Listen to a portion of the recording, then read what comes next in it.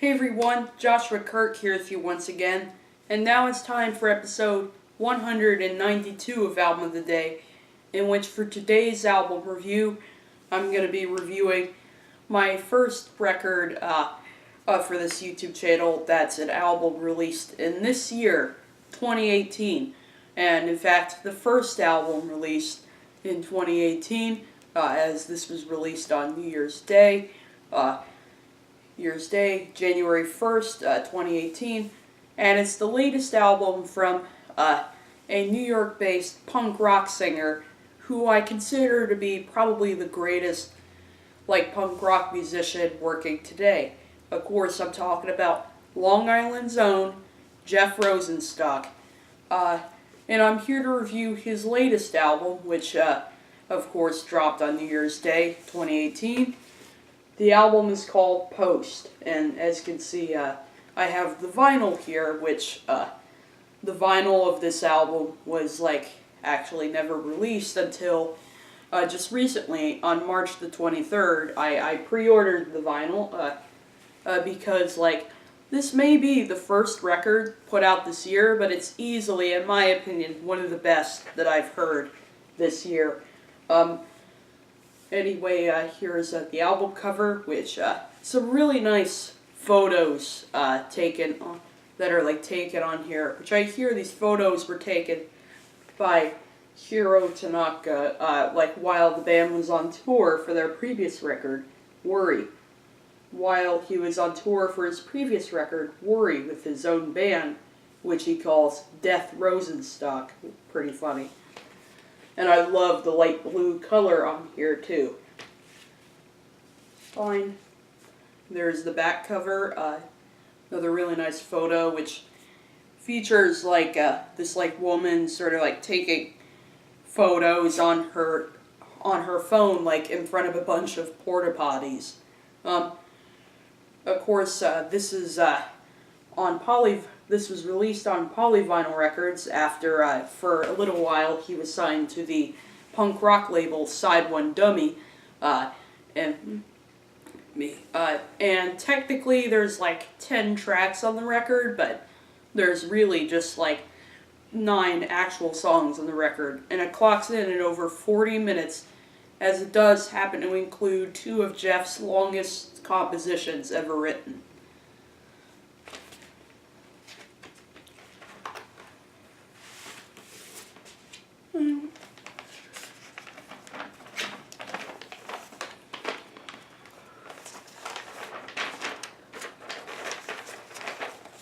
And here's a little poster insert, which is very nice. It has the lyrics for all the songs on there, which is always one of the best things about getting vinyl.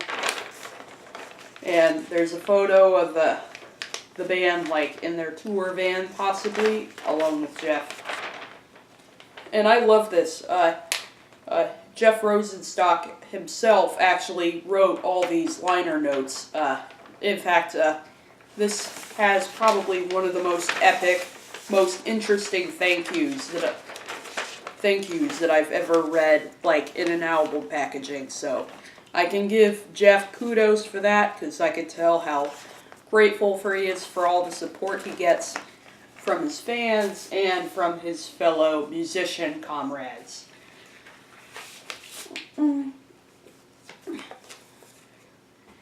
And there's side A, and then there's side B, and this is really cool light blue colored vinyl that I got here. I gave this a couple listens. Sounds really good on vinyl, by the way. I highly recommend you pick this up.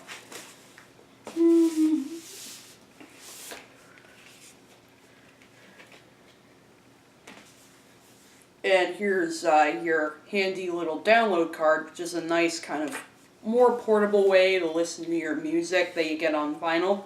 Even though when I pre-ordered this vinyl, I actually got kind of a free download.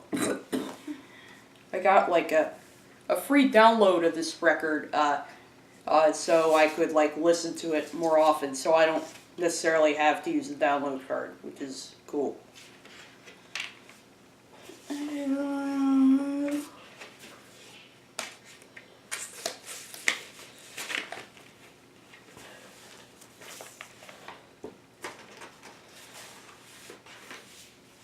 And that's the vinyl packaging for Post, the new album from Jeff Rosenstock. And now, Jeff Rosenstock, in case you don't know him, but if you have been watching my channel, you may know I'm a big fan of his latest work that he's been doing lately as a solo artist, like 2015's We Cool, and 2016's Abbey Road-inspired concept record, Worry. Now, Post is definitely another record that is yet another kind of conceptual and ambitious record from Jeff, while still delivering those very catchy, cathartic pop-punk hooks, alongside some elements of indie rock, power pop, emo, and even elements of like alternative country and folk and psychedelia seem to pop up on here too. And some of his latest projects, he's definitely he's definitely become very versatile of an artist on his latest albums. Now, the first actual track on the record, USA, is one of Jeff's longest songs yet, as it clocks in at over 7 minutes and 32 seconds. Wow. Goodness, wow. Which, right off the bat, with the opening lyrics, you can tell this is a song sort of grappling with the stress that everyone was feeling sort of after the election happened, and how they are sort of feeling about the state of our country, with the opening lyrics of dumbfounded, downtrodden, and dejected, crestfallen, grief-stricken, and exhausted. I listen to it and I think, wow, must be really cathartic to let it all out, Jeff. Which sort of goes into this kind of energetic, cathartic punk track about, sort of the state of our country, but it sort of addresses it in a very kind of self-deprecating as well as a very hilarious way in some of the lyrics, too. Like in that bridge where he talks about this guy who was, dragged to the bottom of the lake by a couple of kids telling him it's a joke. And at first everyone cheered because they thought the person had escaped. But then they realized that he was still around to sort of drag them down, and they sort of tell him, well, you promised us the stars, and now we're tired and bored, which eventually goes into this kind of manic chant of, we're tired and bored, which kind of goes on for a good majority of the rest of the song. But then it eventually sort of drops out into a really gorgeous ambient synth coda that eventually does go back into the crazy manic chant. Like at the end of the song, as well as a very kind of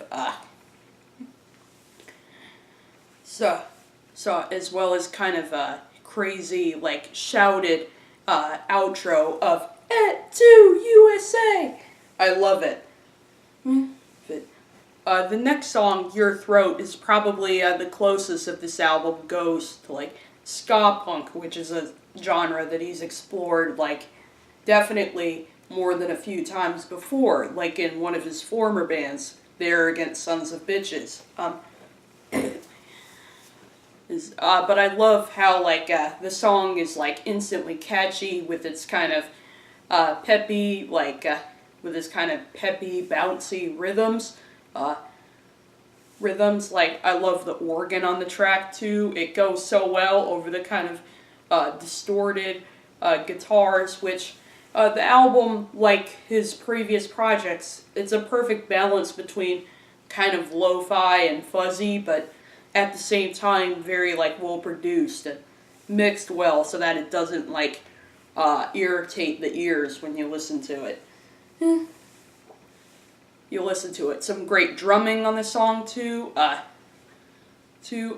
this is a song sort of about how in this kind of crazy, tumultuous time, it's kind of hard for the character to be able to relax or find some peace and sort of come to the conclusion of what's the point of having a voice when it just gets stuck inside your throat, and sort of talking about how like kind of people in this world sort of tell you that you don't belong and that belong and they just won't let you go. And I also do really like the kind of harmonized guitar solo towards the end is really cool too. The song "All This Useless Energy" sort of is a perfect example of blending together lo-fi elements with well-produced elements, like the lo-fi elements being like the kind of fuzzed out acoustic guitars, along with his distorted vocals, which actually are kind of just as like rough as like a piece of hard steel or something like that. But it sounds really cool, like over his lyrics, which sort of kind of personifies feelings of loneliness and stuff like that. And then you have the more well-produced elements. You have the wailing slide guitar part, along with some really nice crisp drums, and some fuzzed out bass too. And then we have the track Powerlessness, which is yet another very kind of fast-paced, incredibly catchy song on here, which I really like. Which is kind of a song about how he's sort of feeling some real intense anxiety, like he just sort of made a new friend and sort of made a plan to do something more purposeful with his life. Like he at first sort of feels kind of a sense of compulsive joy after meeting this person for the first time, but now sort of realizing how it kind of sort of created like extra tension for him, and sort of talking about how he's going to be at the Polish bar looking at his phone, sort of shaking like a nervous kid because he has this intense fear of being alone. It's probably the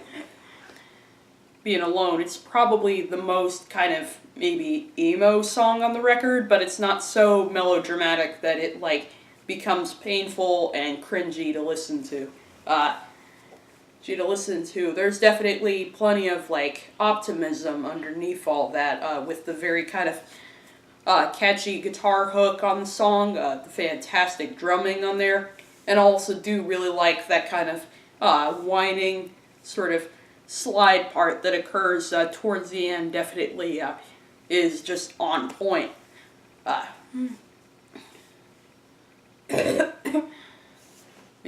And then after that, the song TV Stars sort of takes a break a little bit from kind of the punk side of things, but not too much. But at the beginning, it opens up with some kind of psychedelic, Beatles-esque sort of arrangements with some colorful keyboards, moaning lap steel, some intricate drumming to make Ringo blush, along with some jangly 12-string guitar, which sees a little bit of REM influence, I think, on this track. And its lyrics definitely are hilarious at how they sort of take a kind of self-deprecating look at how he can't really play every instrument that he plays very well. Like he says in the beginning, I can't play piano all that well, but yet sort of finding that even if it makes people think that he's drunk on stage or something like that, he's still gonna get away with it and just kind of, do what he wants and sort of deal with his mistakes sometimes, because he sort of concludes how those stars on TV, they don't care who you are. But then eventually the song definitely gets more abrasive once some distorted punk guitars get into the mix. stars, which sort of see him sort of taking a look at how people are like trying to put you in a new skin that like you never really feel good in, but yet they kind of tell you just to suck it up and, deal with it. And then it goes into a very like a cathartic like ending of the song, which still has kind of that sort of Beatles melody mastery on there, before it eventually closes out with a kind of introspective, lonely piano outro at the end. The song Melba is definitely one of the most fun on the album too, and definitely some very clever lyrics on the song about how he's sort of tired of waiting for his sort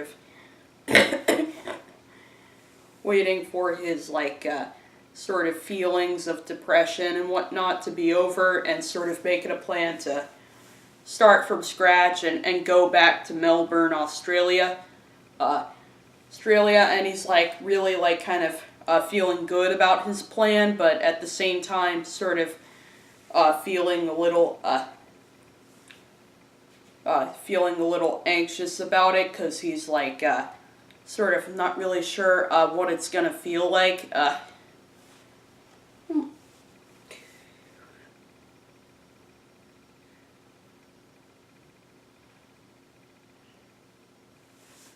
Sure.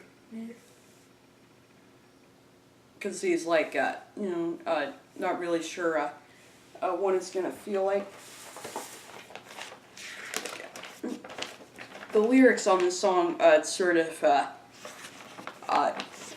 he sort of goes into like kind of this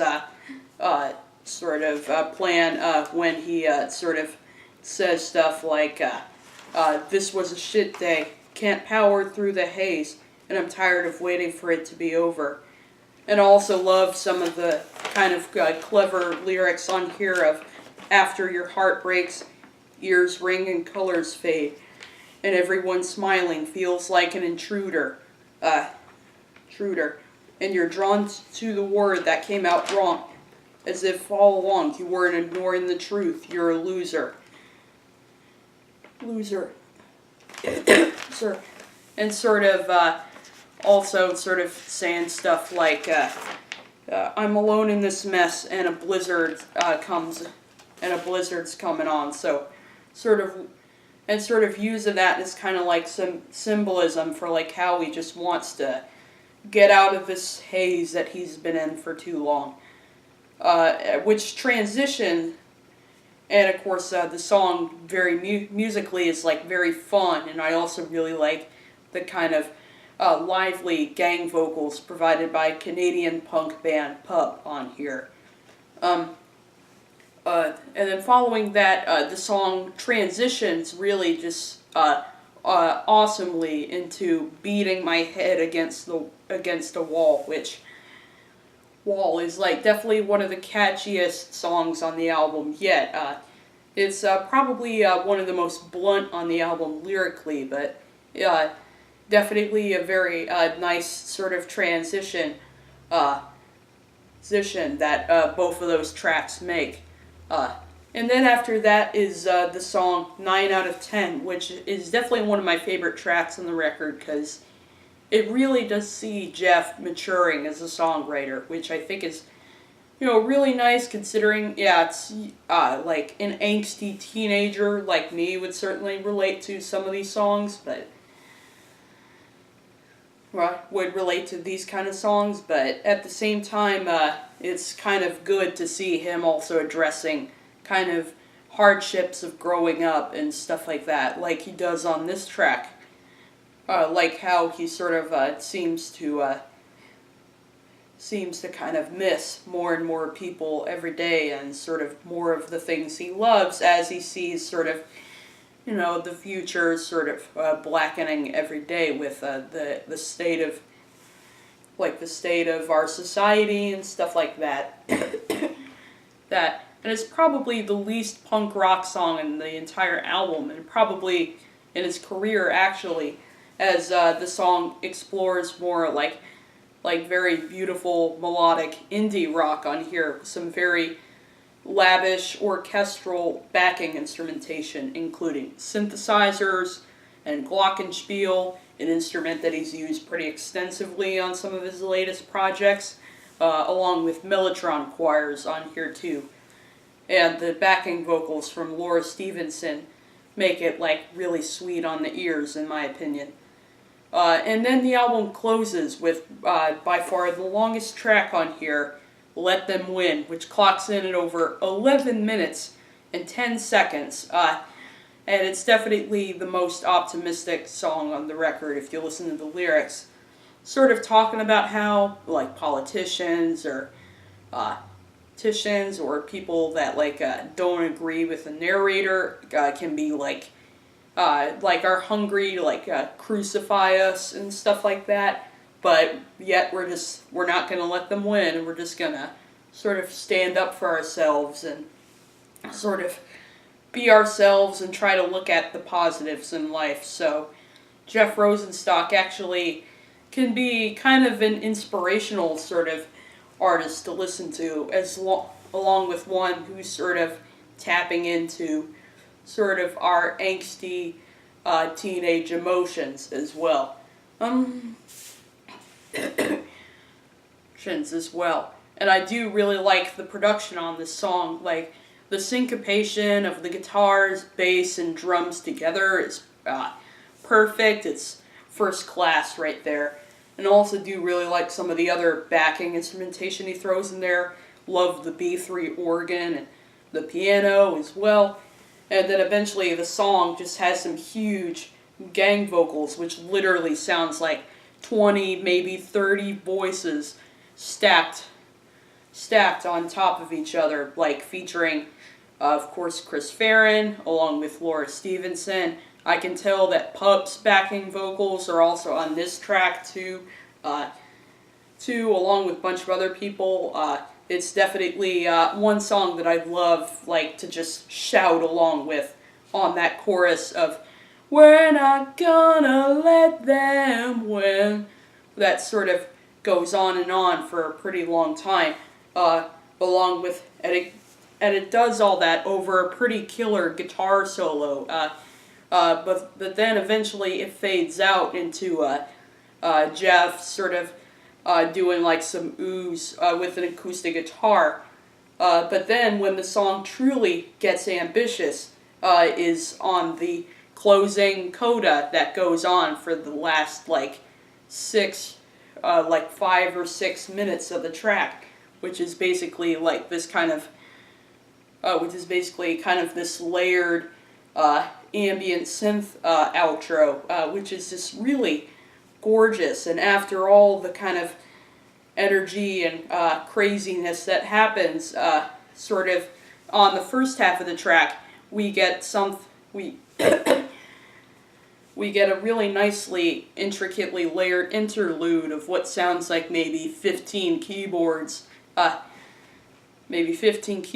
that sort of makes me feel kind of a sense of calm, actually, at the end of the album. And it sort of shows how Jeff is willing to bring plenty of really nice surprises to the table, along with some really great hooks as well, and great punk rock hooks as well. Well, it kind of sounds like an orchestra at the end. Only difference is it's keyboards, but it's so funny how they kind of sound like violins a little bit at the end. And it really does show how Jeff definitely. It really does show how Jeff Rosenstock is willing to sort of bring punk rock to new boundaries, and definitely very satisfying way to close out the record right there. There. So overall, I'm definitely really digging this record. Jeff Rosenstock, once again, has really proved that he is pretty unlikely to be putting out bad music at this point. And it's definitely just the album that I think this year actually needed, considering we're living in some kind of tumultuous times, so we kind of need and And this is sort of an album that sort of cuts through that whole BS of punk rock is dead and stuff like that. That with some fantastic hooks, some great energy, as well as a few little instrumental surprises and whatnot. I definitely highly recommend you check it out, as well as his 2 solo records before this. Definitely check those out too.